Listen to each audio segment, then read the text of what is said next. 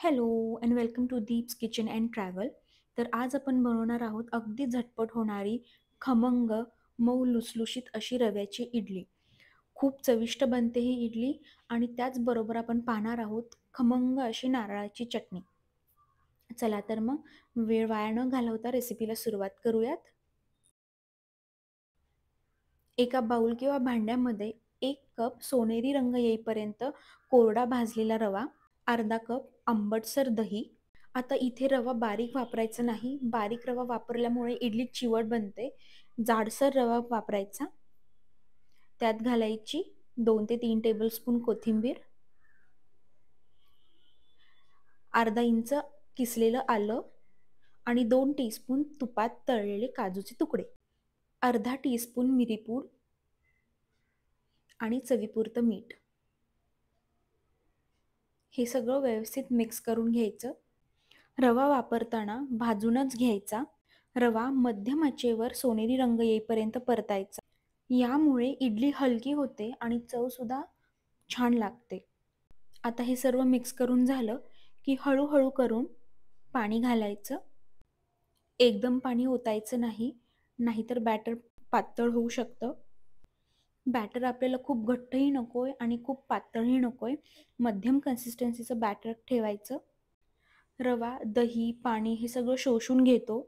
त्यामुळे मिश्रण फार घट्ट ठेवायचं नाही. बॅटरची कन्सिस्टन्सी लक्षात ठेवा. अशाच कन्सिस्टन्सीचं बॅटर करायचं. आपण बॅटर तयार करत असतानाच इडलीचं जे स्टीमर आहे ते स्टीम करायलाही ठेवायचं. आपलं बॅटर मिक्स करून झालं की तडक्याच्या पॅनमध्ये 2 चमचे तूप, साजूक तूप गरम करायचं आणि त्यात 1 टीस्पून मोहरी, अर्धा टीस्पून जिरं,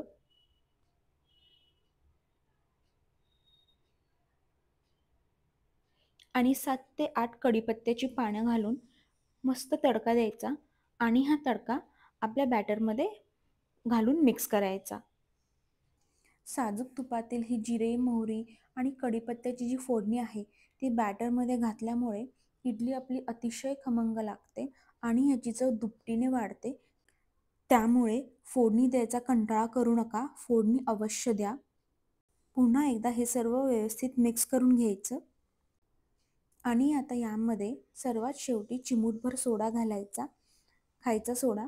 सोडा नसेल घालायचा तर अर्धा टीस्पून इनो असतो तो घालायचा. इनो किंवा सोडा घातल्यानंतरून पुन्हा एकदा बॅटर व्यवस्थित मिक्स करून घ्यायचं. आता इडली पात्राच्या प्लेट्स घ्यायच्या आणि त्या प्लेट्सला साजूक तूप लावून किंवा तेल लावून व्यवस्थित ते ग्रीस करून घ्यायचं.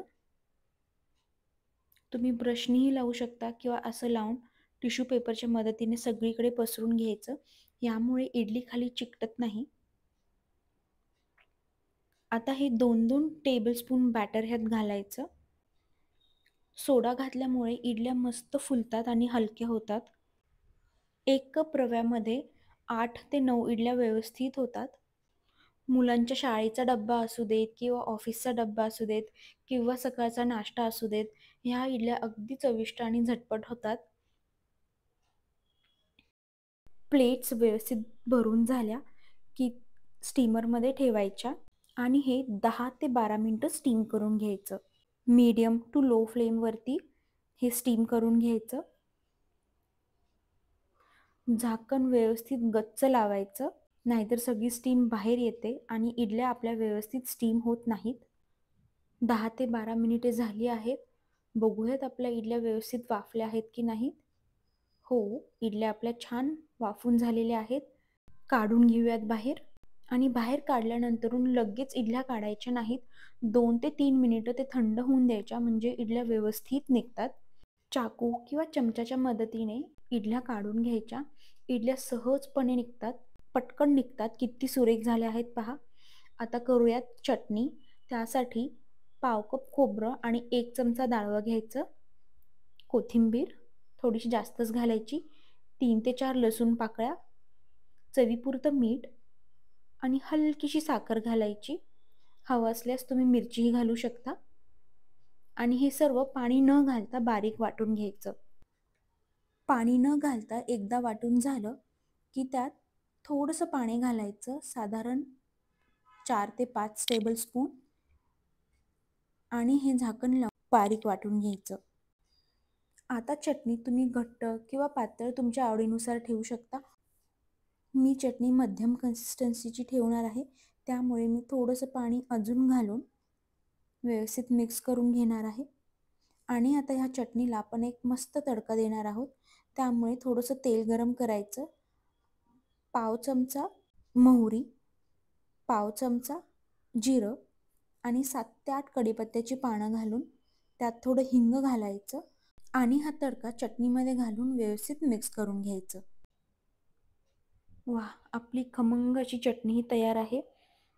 रव्याच्या इडलीसोबत परफेक्ट लागते.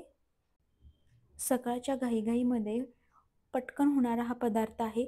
स्टीमरला लावल्यामुळे त्याला हलवत बसा किंवा त्याला लक्ष द्या अशीही करायची काही गरज नाही आहे. फार फार तर 10 ते 12 मिनिटांचा टायमर मोबाईलला लावून द्यायचा. टायमर वाजला की गॅस बंद करायचा आणि इडल्या बाहेर काढून घ्यायच्या. अशा प्रकारे आपली झटपट होणारी रव्याची इडली आणि त्याचसोबत नारळाची चटणी हे तयार आहे. तर ही रेसिपी तुम्ही नक्की ट्राय करून पहा आणि रेसिपी कशी वाटली हे सांगायला विसरू नका. अशात छान छान रेसिपी पाहण्यासाठी आणि ते बनवण्यासाठी माझ्या चॅनलला सबस्क्राईब करायलाही विसरू नका. भेटूयात पुढच्या रेसिपीसह. तोपर्यंत बाय.